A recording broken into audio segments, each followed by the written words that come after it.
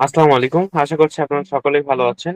তো আজকে আমরা যে বিষয়টা নিয়ে জানবো সেটা হচ্ছে পিরিয়ডের আগে মেয়েদের ব্রেস্টের মধ্যে ব্যথা কেন অনুভূত হয়? অর্থাৎ পিরিয়ডের পূর্ববর্তী সময়ে মেয়েদের কেন স্তনে ব্যথা হয়? এই প্রসঙ্গটা নিয়েই আমরা মূলত আজকের এই ভিডিওটাতে বিস্তারিত আলোচনা করব। তো চলুন আলোচনার পর্বে শুরু করা যাক। সাধারণত পিরিয়ডের আগে মেয়েদের যে হচ্ছে স্তনের মধ্যে ব্যথা অনুভব হয়, এটার মূল কারণ হিসেবে যদি আমরা দায়ী করি তাহলে হচ্ছে হরমোনাল পরিবর্তন। হরমোনাল পরিবর্তনের কারণে এরকমটা অনেক সময় হয়ে থাকে। অর্থাৎ এই সময় হচ্ছে ইস্ট্রোজেন যে হরমোনটা রয়েছে এবং প্রোজেস্টেরন হরমোন এর হচ্ছে ইফেক্ট অনেকটাই দেখা যায় এবং এর সাথে হচ্ছে প্রোল্যাক্টিন নামের একটা হরমোন রয়েছে, যে ২ টা হরমোনের প্রভাবটা অনেক সময়ই দেখা যায়। তো পিরিয়ডের আগে যদি ২-৩ দিন আগে বা ৪-৫ দিন আগে যদি স্তনের মধ্যে সামান্য একটু বৃহৎ পরিমাণে ব্যথা অনুভব হয়, তাহলে সেক্ষেত্রে ভেবে নিতে হবে যে হচ্ছে এই হরমোনগুলোর প্রভাবেই স্তনের মধ্যে ব্যথা অনুভূত হচ্ছে।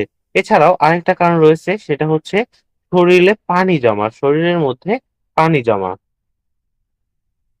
সাধারণত পিরিয়ডের পূর্ববর্তী সময়ের মধ্যে শরীরের মধ্যে পানি ধরে রাখার প্রবণতাটা অনেকটাই হচ্ছে বেশি দেখা যায়। সেই ক্ষেত্রগুলোতেই হচ্ছে দেখা যায় যে হচ্ছে পানি ধরে থাকতে হয় এবং স্তনের মধ্যেও এক ধরনের তরল, হ্যাঁ? এটা আবার এই পানি আলাদা পানি না।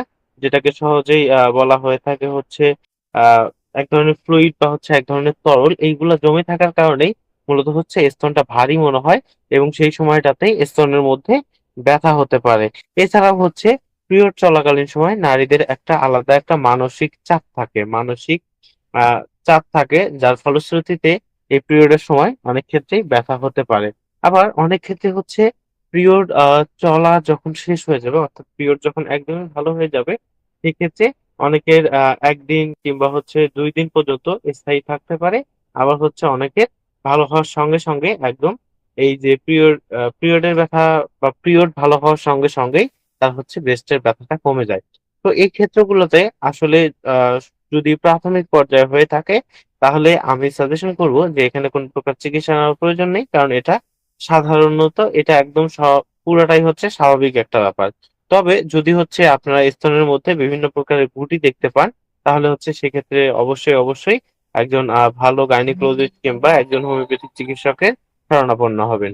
তো ভিডিওটি শুরু থেকে শেষ পর্যন্ত দেখার জন্য সকলকে অসংখ্য ধন্যবাদ।